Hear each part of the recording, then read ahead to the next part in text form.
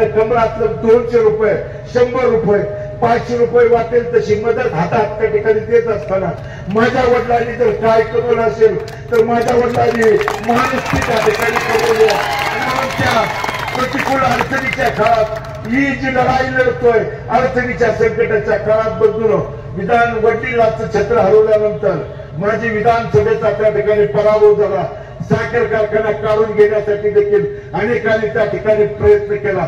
त्यानंतर या 3.5 पावणे 4 वर्षाच्या अडचणीच्या संकटाच्या काळात लढत असताना जवळच्याने देखील साथ सोडली.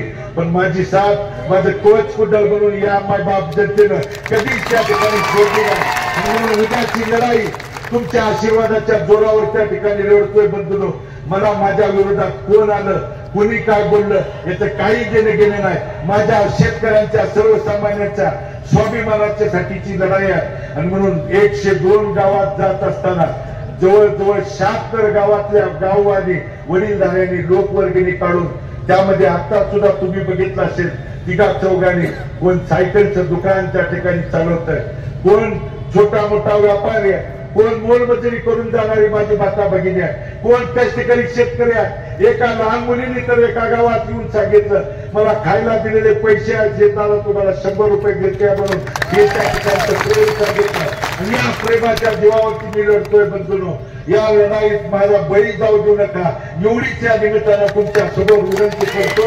आणि पुढची 5 वर्ष तुमची सेवा काम करण्यासाठी या कॉरिडॉरच्या नावाखाली व्यापाऱ्यांना शेतकऱ्यांना इथल्या नागरिकांना त्रास देण्याचा जो चाललेला प्रकार आहे. ग्रामीण भागात भाटगरचं उजनीच्या पाण्याच्या बाबतीत त्रास असेल, या मंगळवारातल्या 24 गावच्या उपसा सिंचन योजनेच्या बाबत असेल, 42 गावच्या पिण्याच्या पाण्याची जी योजना बंद आहे बंधूंनो ती चालू करायची आहे. महात्मा बसवेश्वराच्या स्मारकाचा अंतिम टप्प्यात आलेला प्रश्न त्या ठिकाणी सोडवायचा आहे. आणि इथल्या माझ्या मायबाप जनतेला दात स्वाभिमानानं हुकुमशाही मोडून त्या ठिकाणी या विद्यमान आमदाराला वाटतंय की मी पैशाच्या जोरावर पैशाच्या बस्तीवर ही आरामासाची समोरची माणसं विकत घेऊ शकतोय, पायात मिळवू शकतोय. ही प्रवृत्ती कायमस्वरूपी आपल्याला नष्ट करायची आहे, गाडाची आहे बंधूंनो. आणि त्यासाठी परवा दिवशी आपण हाताच्या चिन्हासमोरचं बटन दाबून आशीर्वाद द्या. आपण दिलेल्या आशीर्वादाला माझ्या वडिलांनी शेवटच्या श्वासापर्यंत कधी किंचितभर देखील तडा जाऊ दिला नाही. त्याच भूमिकेतून त्याच न्यायातून इथल्या कोणत्याही घटकात आज मंचावरती आणि समोर 11 पगड जाती 12 बलुतेदारातले सगळे माझे सहकारी इथे उपस्थित आहे. जातीपातीच्या पलीकडे गटातटाच्या पक्षाच्या पलीकडे जाऊन इथल्या पंढरपूर शहर आणि तालुक्यातल्या आणि मंगळवेढ्यातल्या नागरिकांना वडीलधाऱ्यांना आवाहन विनंती करतो. ही लढाई स्वाभिमानाची आहे, ही लढाई लोकशाहीची आहे, ही लढाई धनशक्तीच्या विरोधात जनशक्तीची आहे. आणि पोटनिवडणुकीसारखी बदलू जी हुकुमशाहीची आणि धनशक्तीची विजय होऊ देऊ नका.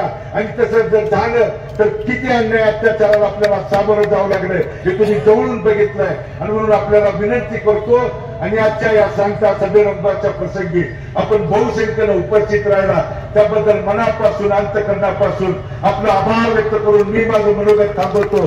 धन्यवाद. जय हिंद, जय महाराष्ट्र.